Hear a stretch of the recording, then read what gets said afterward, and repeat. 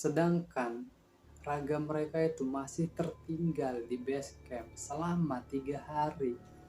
Nah, di situ kekhawatiran pun sebelumnya terjadi.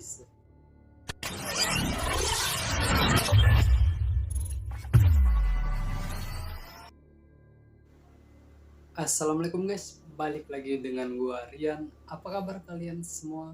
Semoga kalian semua yang nonton video ini selalu diberikan kesehatan, dilancarkan rezekinya, dan dipermudah segala urusan-urusannya. Pada video kali ini, gua akan menceritakan kisah horor dari salah satu pendaki yang sebut aja namanya Yoga, di mana Yoga ini pernah ngalamin kejadian horor waktu mendaki salah satu gunung di daerah Jawa Tengah. Di mana kita pada video kali ini bakalan balik lagi ke tahun 2019, di mana Yoga bersama 5 orang temannya yang masing-masing itu 4 dari Jakarta dan 1 dari Solo itu mengadakan untuk berencana mendaki sebuah gunung, yaitu Gunung Lawu.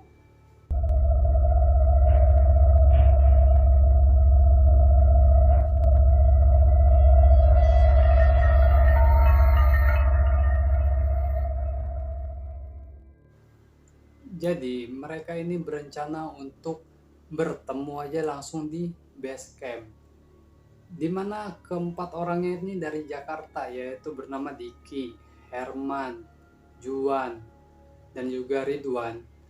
Bersama Yoga itu dari Jakarta. Nah, yang satu dari Solo. Jadi mereka itu untuk bertemu langsung di base camp. Singkat cerita, pada hari H mereka pun langsung bertemu di base camp. Setelah itu mereka langsung menyiapkan alat-alat untuk mendaki. Sambil mengisi pendaftaran, mereka pun berbincang-bincang di situ. Setelah semuanya selesai, mereka pun mutusin buat nanjak. Di sini Yoga mengaku sudah merasakan keganjilan sedari awal. Ditambah lagi cuacanya waktu itu memang kurang mendukung, di mana pada pendakian kali ini di situ sepi banget, beda, nggak kayak biasanya. Di sini juga jarang pendaki-pendaki lain. Nah, jadi Yoga di sini merasa tasnya itu kerasa berat banget. Perbedaan bobotnya juga itu cukup signifikan. Jadi dia tuh kelihatan bawa tas itu keringetan, kayak orang habis mandi gitu, kayak orang habis muli lah gitu, keringetannya banyak. Nah, di sini sampai temennya si Yoga pun bilang, wah parah lu, keringet lu kayak orang habis muli coy, itu keringet apa mandi lu, sampai dibilang kayak gitu si Yoga. Di situ keanehan pun terjadi, dimana temennya Yoga ini yang bernama Diki bilang kalau ada sosok yang duduk di atas tasnya si Yoga. Lu mau tahu apa sosok itu? Betul, ada sosok nenek-nenek duduk ngadep ke belakang di atas tasnya si Yoga. Serem banget itu nenek-nenek. Dia duduk sambil nyengir, senyum sinis gitu. Di sini Yoga pun sebelumnya tuh berpikir kayak emang ada yang naik di atas. Tapi Yoga itu hanya berpikir seperti kayak hewan yang naik, bukan sosok halus. Nah, di sini tapi si Diki bilang itu sosok tingginya cuman ada sedengkul, selutut orang dewasa gitu. Yang gua bilang tadi sih nenek-nenek tadi tingginya cuman sedengkul. Nah, tapi di sini Yoga tetap beranggapan ya udahlah, gua nggak mau tahu, biarin aja lah, gua nggak mikirin itu juga. Singkat cerita, pas mereka lagi jalan-jalan, mereka pun dikagetin sama segepok duit di tengah jalan, di tengah jalur gitu kan. Lagi jalan-jalan nemu duit gitu. Siapa yang gak kaget coba ya kan?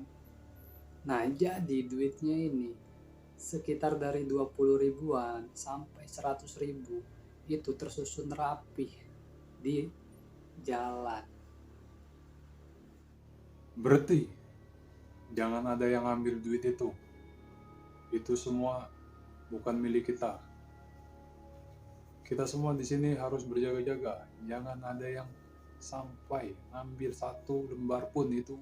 Tiba-tiba Diki pun datang, dia ngingetin tadi, ya kalau emang itu bukan hak kita, itu kan dapat nemu, dan juga itu belum tentu uang beneran.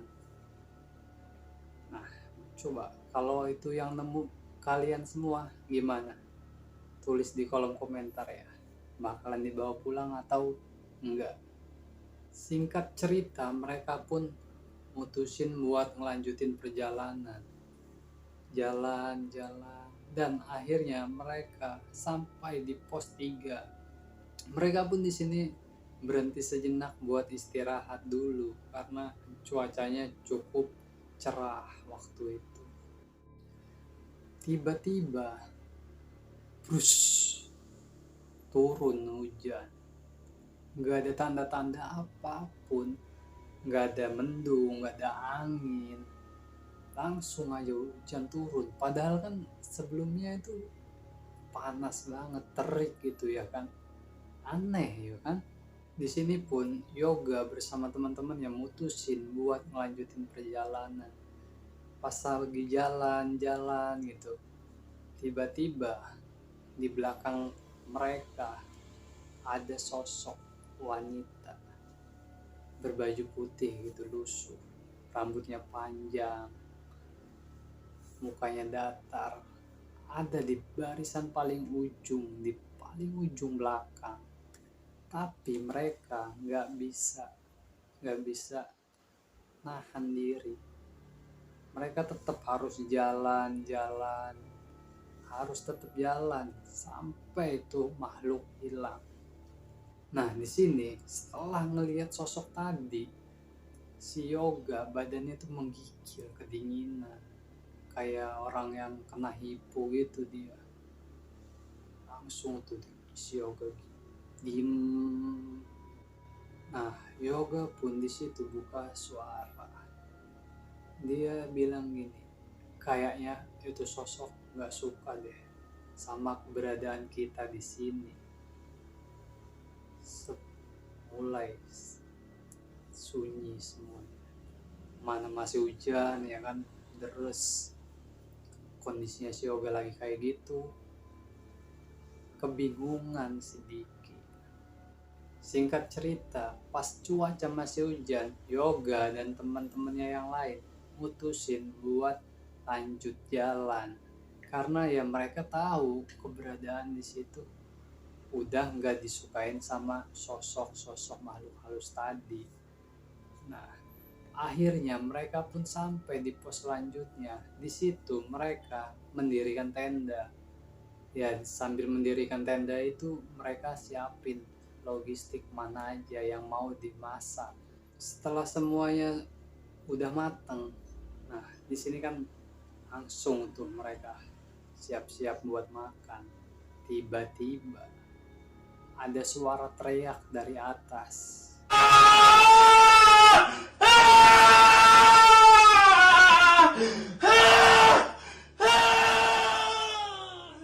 Tuh mereka hirauin tuh yang suara tadi.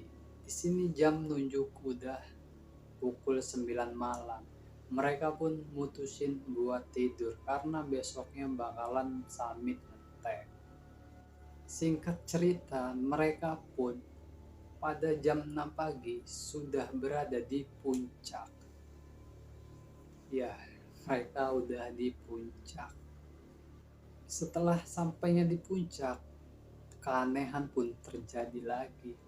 Di sini mereka nggak ngeliat satu orang pun pendaki lainnya berada di puncak. Yang ada di situ cuma ada mereka aja, nggak ada orang lain. Aneh ya kan, di puncak sepi. Yoga di sini mutusin buat pergi ke warung Boyem untuk sekadar makan pecel. Nah, di sini keanehan pun terjadi lagi, di mana Boyem ini yang biasanya ramah tamah, tapi di sini diem aja sambil ngelayanin gitu kayak ada orang lain. Padahal di situ pas Yoga lihat ke meja sebelah itu kosong, nggak ada orang. Aneh. Nah, setelah selesai makan, mereka pun mutusin buat turun. Keanehan pun terjadi lagi, di mana yang biasanya dalam pagi hari itu posisi turun pasti rame, ini sepi, nggak ada orang, nggak ada yang nanjak itu, nggak ada pendaki lain, sepi banget ini, emang kayak gunung mati gitu, sepi. Singkat cerita, mereka pun lanjut buat turun. Setelah jalan, mereka pun akhirnya sampai di pos 3. Di sini Juan yang emang dari tadi udah kecapean duduk menghela napas lega. Tiba-tiba di sini ada temennya yang satunya itu berbicara, yaitu gini, kondisi kayak gini udah nggak lazim lagi, ayo kita baca Al-Fatihah 7 kali. Mereka pun akhirnya bareng-bareng baca Al-Fatihah 7 kali. Setelah mereka membaca Al-Fatihah, akhirnya mereka pun tertidur. Setelah itu, lo mau tahu apa yang terjadi? Setelah mereka bangun, betapa kagetnya mereka. Juan dan teman-temannya yang lain udah ada di base camp. Aneh nggak? Dimana kejadian ini cukup mengherankan gitu ya. Dia sadar betul waktu sebelum dia tidur tadi masih ada di pos 3 baca Al-Fatihah bareng teman-temannya yang lain ya kan. Di sini tiba-tiba udah ada di base camp. Nah, di situ juga banyak pendaki lain yang ngelilingin mereka. Nah, para pendaki lain itu bilang ke Juan kalau mereka udah tertidur di base camp selama 3 hari. Iya, 3 hari. Aneh. Di situ beruntungnya ada salah satu seorang spiritual atau orang pinter gitu ya, kayak dukun lah ibaratnya, bilang ke mereka kalau yang mendaki itu bukan mereka, bukan raga mereka, tapi rohnya yang berangkat mendaki. Sedangkan raga mereka itu masih tertinggal di base camp selama 3 hari. Nah, di situ kekhawatiran pun sebelumnya terjadi saat mereka tertidur. Nah, akhirnya sekarang udah kembali lah raganya itu. Raga sama rohnya tuh udah balik ibaratnya ya kan. Serem banget ini. Nah, alhamdulillahnya mereka pun selamat, nggak ada yang terjadi apa-apa gitu ya.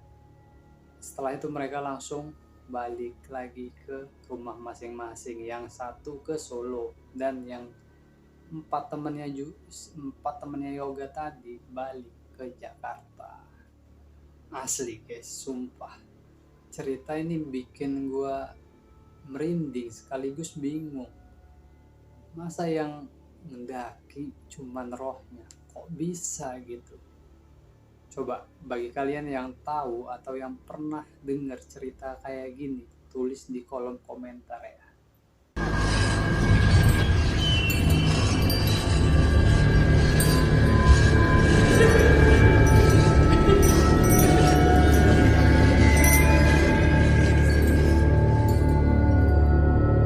Oke guys, gimana cerita pendakian horor kali ini? Bagi kalian yang belum subscribe channel ini, langsung subscribe sekarang juga, like dan komen agar kalian